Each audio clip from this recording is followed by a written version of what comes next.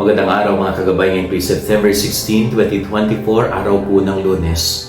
Maririnig po natin sa Gospel, napakaganda kung gaano kalalim ang pananampalataya ng isang kapitan, sapagkat isa sa kanyang mga tauhan ay may malubhang karamdaman. Ganun na lamang po kalalim at kalakas yung kanyang faith sa ating Panginoon. Kaya yung kanyang hinihiling ay nangyari.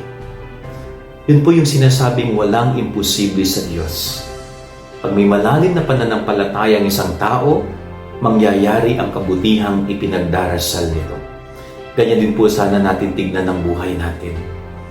Huwag po sana tayo mapanghinaan, gisala't huwag mawalan ng pag-asa at pananampalataya sa mga pagkakataon na sinusubok ang ating pananampalataya ng mga bagay-bagay na hindi magagandang nangyayari sa ating buhay. Sana ho yung pananampalataya natin mas lumalakas. Kay mas lumalalim, mas tumitindi. Dahil walang imposible sa Diyos sa isang taong may malalim at malakas na pananampalataya sa Kanya.